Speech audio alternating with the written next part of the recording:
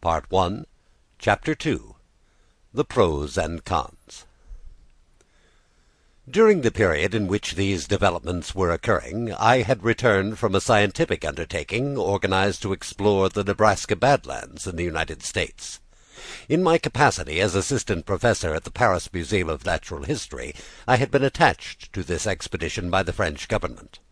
After spending 6 months in Nebraska, I arrived in New York, laden with valuable collections, near the end of March. My departure for France was set for early May. In the meantime, then, I was busy classifying my mineralogical, botanical, and zoological treasures when that incident took place with the Scotia.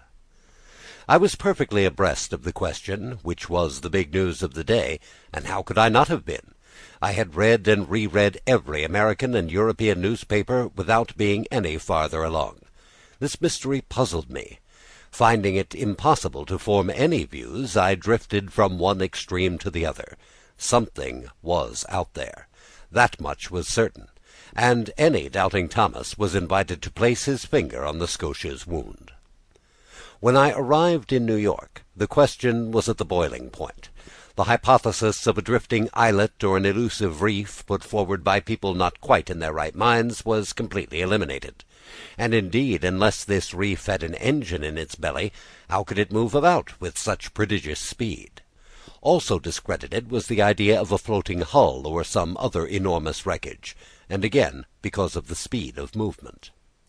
So only two possible solutions to the question were left, creating two very distinct groups of supporters. On one side, those favoring a monster of colossal strength; on the other, those favoring an underwater boat of tremendous motor power. Now then, although the latter hypothesis was completely admissible, it couldn't stand up to the inquiries conducted in both the New World and the Old.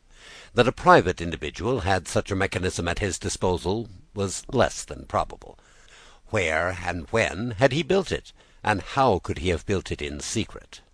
Only some government could own such an engine of destruction, and in these disaster-filled times, when men tax their ingenuity to build increasingly powerful aggressive weapons, it was possible that, unknown to the rest of the world, some nation could have been testing such a fearsome machine.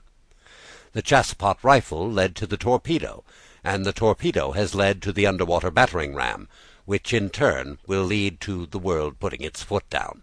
At least, I hope it will. But this hypothesis of a war machine collapsed in the face of formal denials from the various governments. Since the public interest was at stake and transoceanic travel was suffering, the sincerity of these governments could not be doubted. Besides, how could the assembly of this underwater boat have escaped public notice? Keeping a secret under such circumstances would be difficult enough for an individual, and certainly impossible for a nation whose every move is under constant surveillance by rival powers. So after inquiries conducted in England, France, Russia, Prussia, Spain, Italy, America, and even Turkey, the hypothesis of an underwater monitor was ultimately rejected. And so the monster surfaced again, despite the endless witticisms heaped on it by the popular press, and the human imagination soon got caught up in the most ridiculous ichthyological fantasies. After I arrived in New York, several people did me the honor of consulting me on the phenomenon in question. In France I had published a 2-volume work in quarto entitled The Mysteries of the Great Ocean Depths. Well received in scholarly circles, this book had established me as a specialist in this pretty obscure field of natural history. My views were in demand. As long as I could deny the reality of the business, I confined myself to a flat no comment. But soon, pinned to the wall, I had to explain myself straight out, and in this vein. The Honorable Pierre Aronnax, professor of the Paris Museum, was summoned by the New York Herald to formulate his views, no matter what. I complied. Since I could no longer hold my tongue, I let it wag. I discussed the question in its every aspect, both political and scientific, and this is an excerpt from the well-padded article I published in the issue of April 30th.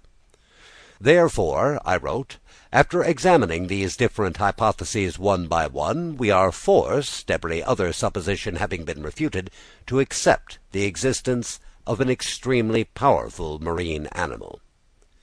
The deepest parts of the ocean are totally unknown to us. No soundings have been able to reach them. What goes on in those distant depths? What creatures inhabit or could inhabit those regions 10, 12, 15 miles beneath the surface of the water? What is the constitution of these animals? It's almost beyond conjecture. However, the solution to this problem submitted to me can take the form of a choice between two alternatives. Either we know every variety of creature populating our planet, or we do not. If we do not know every one of them, if nature still keeps ichthyological secrets from us, nothing is more admissible than to accept the existence of a fish or cetaceans of a new species, or even new genera, animals with a basically cast iron constitution that inhabit strata beyond the reach of our soundings, and which some development or other, an urge or a whim if you prefer, can bring to the upper level of the ocean for long intervals. If, on the other hand, we do know every living species, we must look for the animal in question among those marine creatures already catalogued, and in this event I would be inclined to accept the existence of a giant narwhal. The common narwhal, or sea unicorn, often reaches a length of 60 feet.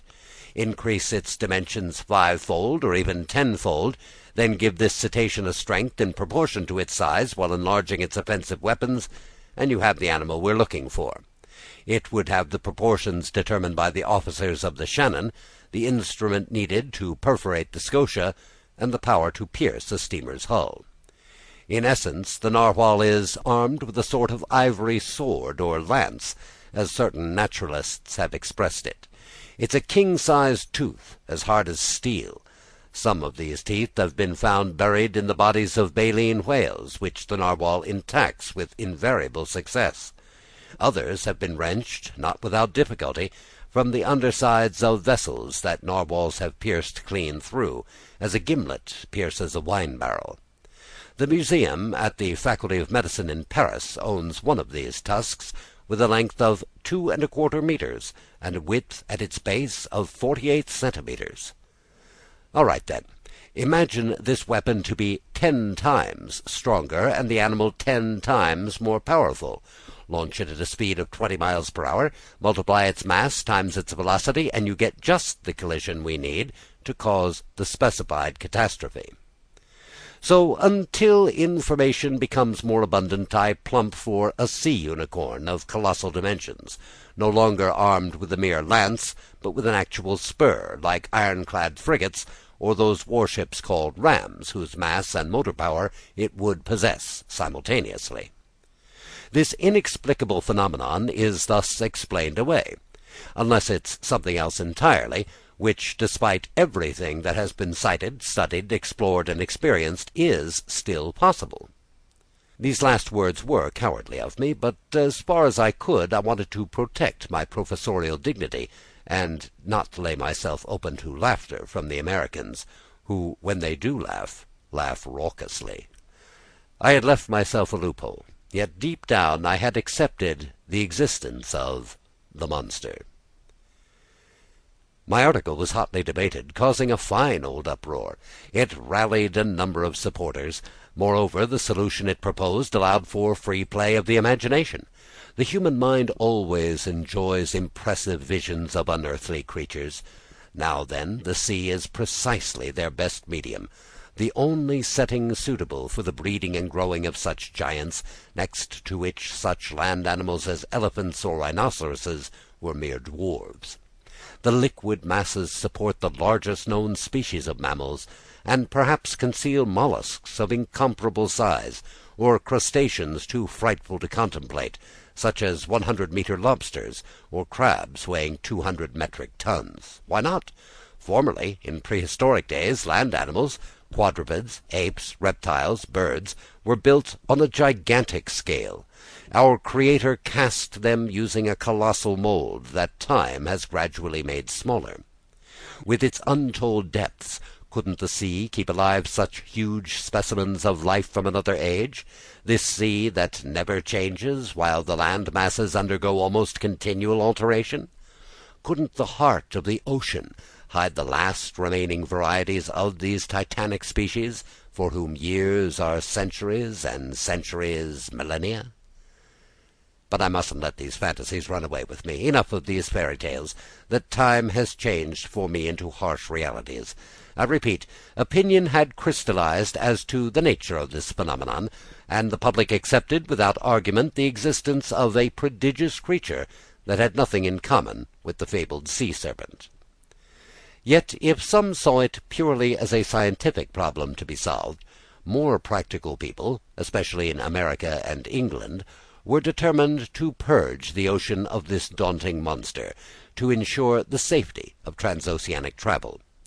The industrial and commercial newspapers dealt with the question chiefly from this viewpoint.